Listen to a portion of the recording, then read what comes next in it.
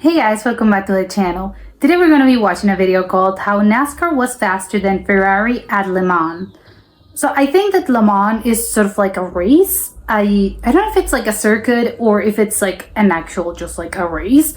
I know it involves cars, and I think it's at that place.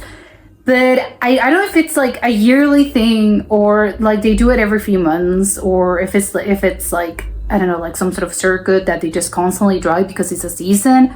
If I'm not mistaken, I think it's like a 1 year, like they do it yearly, and I don't know if that's the one that's like 24 hours, but I don't know how it works because I doubt that they're like 24 hours, like just like driving around, right? That seems crazy to me. So I think I think it's 24 hours, but it's probably not like you're thinking of just like they're constantly driving for 24 hours, like continuously. I don't think it's that's the case, but I think that's Le Mans. I have no idea. And I also didn't know that NASCAR like drove this because I don't know much about this, but I think NASCAR is just like their own like circuit and they do it only in the United States, and this is in France. So I'm super curious to find out like what is this video. And also like I would think that NASCAR, I think it's like they're slightly slower than Ferrari and all of those like sports cars that they have in Europe, but I have no idea. So I can't wait to actually like check this out because I have no idea what this is. So come join me and comment, like, subscribe, and start. Look at this. Yep, that's a NASCAR stock car competing with GTs and prototypes at Le Mans. And they were quicker than Ferrari, Aston Martin and Porsche. It's a next-gen Camaro that has been adapted to work all of them. But if you missed it, you might be a bit confused about how this came about. NASCAR Extremely has changed confused a lot recently with newer, more aerodynamic cars, just like in the movie Jackson Storm. What, like Cars 3? Yeah.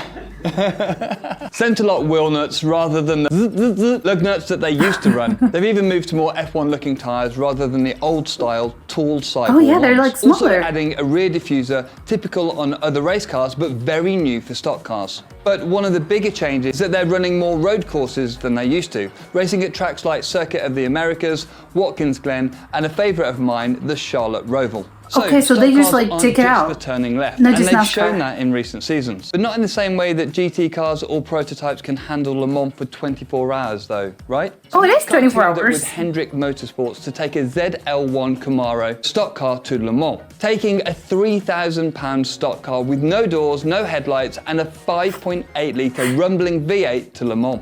How are people getting in if there's no doors? And many fans were excited to see a NASCAR race at Le Mans, and many were not. I've had a lot of drivers say, why are you doing this? What do you get out of it? Fun.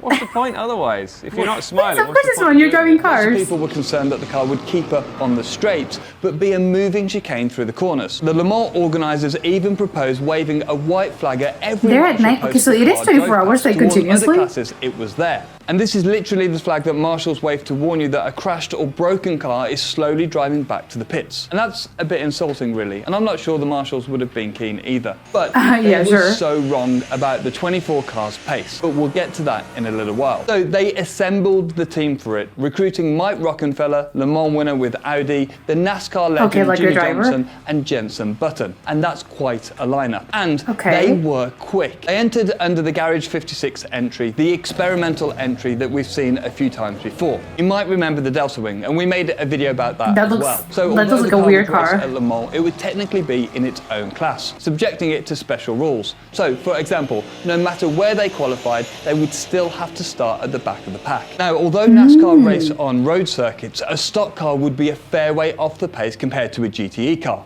let alone an LMP2 or hypercar. So Hendrick Motorsports and Garage 56 set to work on developing a stock car that could work at Le Mans. They had big aspirations, hoping to beat some of the GTE cars. And these are cars that have been developed for years to be incredible at Le Mans, with lots of downforce but very low drag. Something that you need at Le Mans due to the long straights. Le Mans is actually pretty unique as it has several super long straights, but also fast sweeping corners it's very and straight. super tight chicanes. Aerodynamic efficiency is everything at Le Mans. So what did they do? Well, the first thing was that the car didn't need to conform to any rulebook. The standard engine restrictions that apply in NASCAR came off. So in cup racing, the engine runs at 510 horsepower you can do on whatever. fast tracks and 670 horsepower everywhere else. But God, Hendrick that's Motorsports a lot. got the engine up to about 750 horsepower. That's 150 more than the 600 horsepower that the GTE cars generally run. But they could have actually got more out of it if it weren't for one thing. The engine normally runs for 500 miles or so before a rebuild, whereas in a 24-hour race, this engine would need to have a life cycle of around 5,000 miles. That's so insane. They have to have like a life cycle? Lower to reduce stress on the valve train. But the fundamental components of the engine stayed exactly the same as the stock car. And that meant that it sounded absolutely awesome. Just listen to the difference. Yeah, but it's not the same. Ooh, that's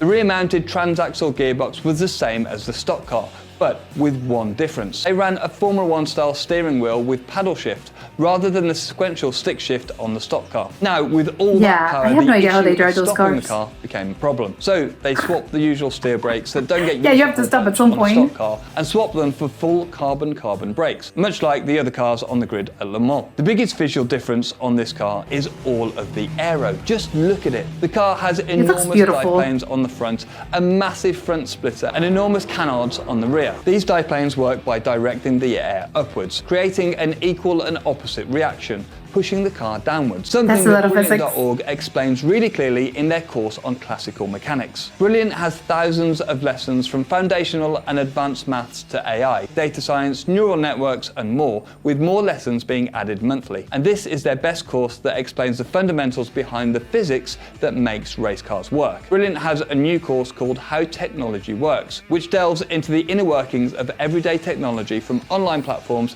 to computer hardware. And you can do that with interactive lessons that teach you by doing, building intuition, meaning you build the tools to solve problems logically and quickly. Brilliant know you're busy, so they make each lesson bite-sized, meaning you can gradually master topics with just 15 minutes a day. To try everything Brilliant has to offer for free for a full 30 days, visit brilliant.org/drive61. or click on the link in the description. The first 200 of you will get 20% off Brilliant's annual premium subscription. Thanks to Brilliant for sponsoring this video. Now, back to that crazy NASCAR. The aero package was all to create as much downforce as possible without losing the NASCAR look of the car. They could have added because of course it looks like a NASCAR car. But decided that's not the NASCAR way. So they stuck with a spoiler, but made it absolutely enormous. The result was that the car created 50% more downforce than its next-gen counterpart. Wow. And one other thing they kept the same was the lack of doors. So during the pit stops, the drivers were climbing through the windows. Oh, and the pit crew were also keeping up with the GTE teams. Oh my god, they have to like drive through the window. And using a manual jack. Goodyear worked with the team to create a new tyre as well. They understood that the car would be super rear limited, with the hard traction zones at Le Mans as well as the fast corners. So if they ran the standard cup tyre, they would have to pit twice as often as the GTE cars. So that's not ideal. Tyre that's 2 inches wider at the rear. They also had a super clever tyre temperature sensor that is laminated into the tyres rather than the wheel rim. It's lighter and it's more accurate in the data that it delivers. This car is really a test bed for new technology. Then there was the biggest task. The Cup car runs at just under 1,500 kilos, and for a race car, that is a lot. A full 300 kilos heavier than the GTE cars and 500 kilos heavier than the hypercars. So that's insane. 220 kilograms from the car. They're getting super clever with materials. Firstly, there are a load of things that this car just doesn't need. Stock cars have special reinforced structures at the front and rear of the car, allowing them to bump draft, where one car can sit in the slipstream with less drag and it actually pushes the car in front forwards. It allows two cars to work together, and it's super common in oval racing. Of course, it's a circle. Lots of panels for carbon fiber rather than the steel. It makes it lighter. Down the weight of each tire. And also, there was one other thing. This car had to have headlights, and we all know that stock cars Why do they have to have stickers. headlights? And the car drove well. It was clear that this Camaro could be a real match for the GTE cars, which to many was a real surprise. I have to say, it's pretty fun to drive. it's really fun to drive. Of course it is. People were scared at how slow it would be through the Porsche curves. Then, with a bit more work before they were worried about being slow. Qualified the entire GTE field. Jenson Button set a time of 3 minutes 47.9. a proper quick time around this circuit, with the fastest GTE setting a time of 3 minutes and 51. Now, okay, and it was faster by a few seconds. To make clear, the GTE field are a closely regulated pack, with massive regulations on aero, power, tyres, the lot. And the NASCAR was completely free of regulation. And the GTE field has a balance of performance, BOP, where limits are put on weight, power, fuel load, and more to make sure all the very different GTE cars are super close in performance. Of course, because they have to like regulate the field. The 56 car was that the team wanted it to look like a NASCAR. So bear that in mind. Now that incredible qualifying performance caused an issue. The rules of the Garage 56 entry say that they should start at the back of the pack, with the order being Hypercar, LMP2, GTE, then Garage 56. But given the pace difference, they have a lot of advantage of the NASCAR coming through the field in the first few laps. So they let the car start between the GTEs and the LMP2s. And on the race start, the NASCAR absolutely left the GTE field. And they left it in the dust. A couple of LMP2 cars. The car absolutely flew in the traction zones and on the first half of the straights, but the aero wasn't quite as efficient at the end of the straights, meaning that the GTEs caught them up, but braking was their main issue. Braking is probably the area that's the toughest for us. It's a big thing to try and stop into these chicanes. Looking so unusual, the because car it doesn't, was a you can't slow. Fan favourite, with many fans saying you could hear the car coming for miles, with many complaining that it was the car keeping them awake through the night. They are sleeping intense. Well at the start of the race, but then Le Mans did its thing. It absolutely tipped down with cars skidding off everywhere. The Garage 56 car held on. Well, because you can control the weather. The aero and the lower weight, this thing was a handful. You could see it was super sketchy on braking through the corner and also on the exit. But you find that cars with more power than grip are just a real handful. But if balanced really well, they can be incredibly fun to drive. But later in the race, they had their first big issue. The gearbox exploded. All that power had destroyed the gearbox entirely. The gearbox exploded. Absolutely dreadful. Just listen to this. And this was the NASCAR out, because you're not allowed to swap a gearbox at Le Mans. But after asking nicely, the team actually were allowed to swap it, as they were the experimental entry. So after an hour in the garage, the car was back out there. In an hour. Pushing back to 39th overall before finishing the race. And just like the Delta Wing, Le Mans had provided the perfect place to try something bonkers in the hope of pushing technology forward. Check out the Delta Wing video just here. Thanks for watching, and I'll catch you in the next one. Yeah, okay, a lot of things. So to clear it up, Le Mans is the one where they drive for 24 hours. I don't know how it works, to be honest, because I mean, I did saw them like driving at night. I don't know what I thought. I thought that they weren't really, because I thought it was like by like, I don't know, you drive for like 10 hours and then you're like, everyone gets a break, like there's like pit stops along the way. I don't know how it works. Because I'm guessing there's gotta be like, you can't make someone drive for 24 hours, right? That's crazy, right? I don't know. I'm saying it. I'm like, well, but these people are kind of insane. Like the people that make these races and the people that drive these things are kind of crazy. So maybe they do it like that, and it's just like 24 hours continuously, and you don't really get a pit stop. Although again, it seems a little dangerous for the drivers to just like continuously drive for 24 hours. Because they're not getting any sleep. So how are you driving these incredibly dangerous cars because you're going so fast without like sleeping? But I don't know how it works. But like I saw people in tents, like the spectators, the one that go to like watch us, they were in tents. So again, a little confused. I don't know how it works, but it was Le Mans, which is the one that's like 24 hours. So to begin with, because again, it's kind of weird. I mentioned it at first how NASCAR was, but NASCAR is just like the United States. But it was like an experimental thing. Like you mentioned, they allowed them to do like a lot of things that obviously they're not, the ones that actually like do this, the cars that actually drive this are not really allowed. So I think that explains a lot. Because again, how is NASCAR here? And again, because I did mention, like I thought that NASCAR I think was a bit slower than the others, the other cars. And technically, yes, but with this caveat, which is that they allowed them to like, okay, you can like do like change the car basically. Like you can do a lot of things that you're not usually allowed, both in NASCAR and in the other races. So that explains, I think, why obviously like they got like the car was faster because, well, yes, it was faster, but because they allowed a lot of things that they don't usually allow, which I think it's great. I mean, it's obviously, it wasn't for instance of like, oh, you're gonna win or something. No, it was only for experimental purposes, scientific purposes, which I think it's great because, like he said, it's great because it advances, like, you know, advances in technology and in car manufacturers, which, you know, like, great, amazing. So it was like for the greater good, for science purposes. But obviously, like he said, like the driver is like, it's super fun as well. Obviously, it's fun to watch this, and it's fun to, obviously, I can't even only imagine how fun it is to actually like drive this car. It was incredible how, because he said like, well, the engine was sort of like the same, but not really. I thought they changed a lot of things about the engine, like enough to not make it recognizable as one of the other engines, and also a lot of things in the aerodynamics part, in the aerodynamic part of like the cars, you know, like the spoiler and like other stuff that I can't remember. So it's like, well, yeah, you're making the most of that because obviously you're pushing the boundaries because you want the car to be like fastest. So of course you're taking allowances that you usually like wouldn't do. But I like the fact that still the car looks like a NASCAR car. I'm not that familiar with it, but I can tell obviously like this car looks very different than the others. You know, the others have a very particular like look that you can see and you're like, oh yeah, I know those cars. I think it's GTE or something. I think like when you see them, you can clearly see the difference. Like this car is definitely different than all the others.